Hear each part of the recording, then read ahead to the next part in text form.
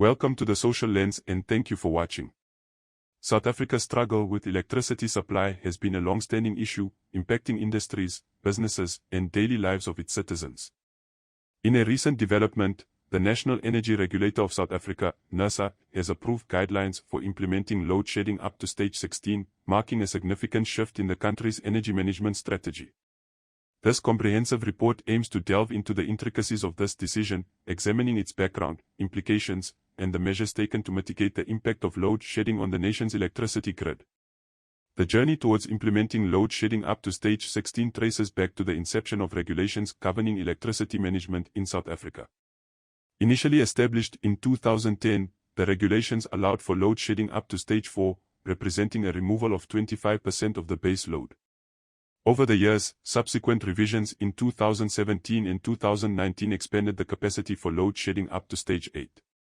However, the latest revision signifies a paradigm shift, with load shedding no longer measured in fixed megawatts but in percentages, culminating in stage 16, which represents a reduction of 80% of demand.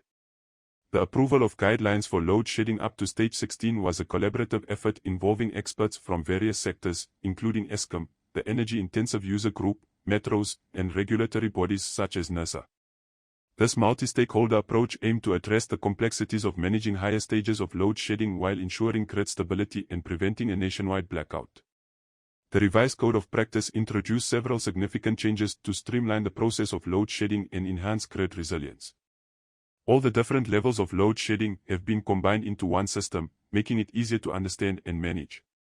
There are clearer rules on how to decide which customers should have their electricity reduced first during load shedding. More control has been given to manage load shedding and to decide who gets affected, which helps keep the electricity grid stable. Customers who are part of programs to reduce their electricity use, called curtailment customers, now have more flexibility. They can either reduce their electricity use by 10% for each stage of load shedding or switch to using only essential electricity, depending on what works best for them. One of the primary motivations behind extending load shedding stages to stage 16 was to mitigate the risk of grid collapse, which could have catastrophic consequences for the nation's electricity supply. The revised guidelines empower Eskom system operator and electricity distributors to take emergency actions to maintain grid integrity and prevent disruptions. Moreover, measures such as training, standard protocols, and regulatory oversight are emphasized to reduce the risk of human error, which could exacerbate the likelihood of a blackout. The approval of guidelines for load shedding up to stage 16 signifies a proactive approach by South Africa's energy authorities to address the challenges posed by an unreliable electricity supply. By providing a structured framework for managing higher stages of load shedding, the revised code aims to enhance the resilience of the electricity grid and minimize the impact on businesses, industries, and households. Additionally, the incorporation of smart metering technology offers potential avenues for mitigating the effects of load shedding on customers. While the approval of guidelines for load shedding up to stage 16 marks a significant shift in South Africa's energy management strategy, challenges remain in ensuring effective implementation and adherence to the revised Code of Practice. As South Africa braces itself for the upcoming elections, there's an underlying sentiment among the populace that the ruling African National Congress, ANC, is determined to keep the lights on at any cost, even if it means pushing the limits of sustainability. This perception stems from the observation that electricity supply has been maintained despite the challenges faced by the energy sector, possibly as a strategic move to garner support ahead of the elections. However, such a strategy, if indeed being pursued, is viewed by many as unsustainable in the long run. The potential consequences of prioritizing short-term political gains over the long-term health of the electricity grid could be severe. It's feared that the ANC risks exacerbating the damage to the energy infrastructure, leading to more severe disruptions in the future.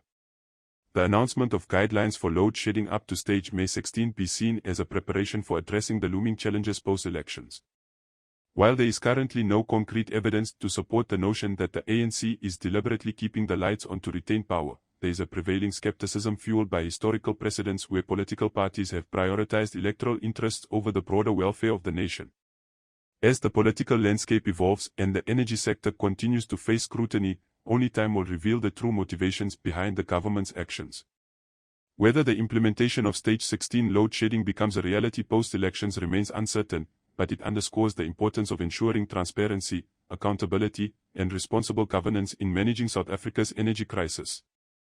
Ultimately, the well-being of the nation's electricity supply should transcend political agendas, safeguarding the interests of all citizens for generations to come. If you found this video informative, please click the like button and consider subscribing to the channel. Until next time.